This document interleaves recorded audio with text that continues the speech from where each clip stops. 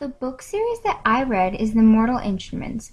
The books in this series are City of Bones, City of Ashes, City of Glass, City of Fallen Angels, and City of Lost Souls, City of Heavenly Fire. In this adventurous series, Cassandra Clare creates a world beyond the human eyes, filled with the supernatural. Vampires, werewolves, fairies, and warlocks. Magic that can transform a simple abandoned church into a castle, shining the light into the darkness. The worlds which these books are written in are hidden from us. Similar to Harry Potter, which is what is real is hidden away. Every creature lurking in the dark comes to life. The characters in this book often refer to their world as the Shadow World. Everything that is supernatural is demon-related. Vampires, werewolves, fairies are all descendants from demons. Warlocks are direct descendants from demons, which is the reason for their magical powers. The Shadow World's police are the Shadow Hunters. They are a breed of half human and half angel, also known as the Nephilim. They are put on this earth to protect the human world from demons. Because of their unique family line, they can possess temporary powers from tattoos drawn on any part of their body. Different ones give them certain powers, such as strength, speed, and clairvoyance.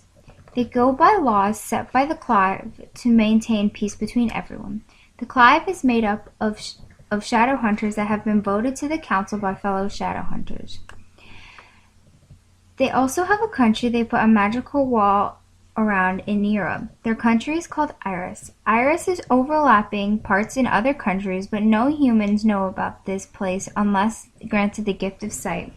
Iris is a very special place because this is where the shadow hunters were formed by the angel and gave them the mortal instruments, the most powerful thing to their race. In the books, the main character, Clary Frey, finds herself drawn to a power unknown. Clary Frey, an average teenager in New York City, going to poems readings with her best friend, and trying to follow her mother's footsteps as an artist, drawing little things and sketching in her sketchbook like a diary. She led a normal life until one night at the club. When her mother goes missing, she meets a problem that she could never have thought possible. Throughout the series, Clary is on the run from her mother's and hers past, and her friends must outsmart the enemy. Puzzle pieces come together to form the big picture and then scatter again to create an even larger picture.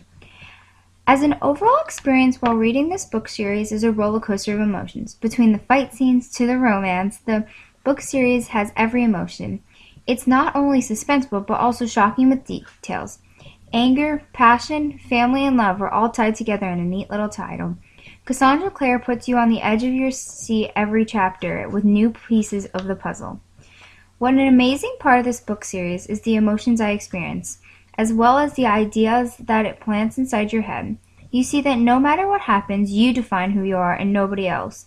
You also see the difference in people and how they can help you with many problems. When you read it, you will also see that many different points of views. We hop around to the other side of the conversation, such as when they're working on different parts to create something. 2 people may be working on one thing and 6 are working on another, and talking to people and getting more information.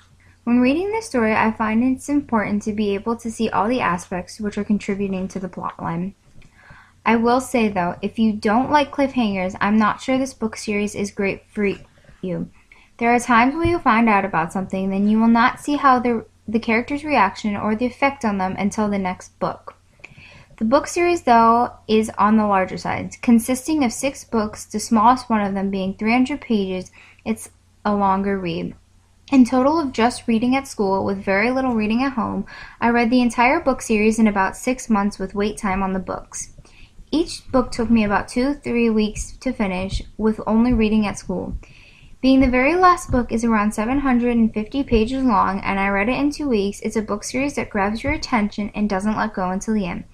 But the end isn't near as you think. If you love this book series, Cassandra Clare wrote spin-off series as well as prequels, The Infernal Devices.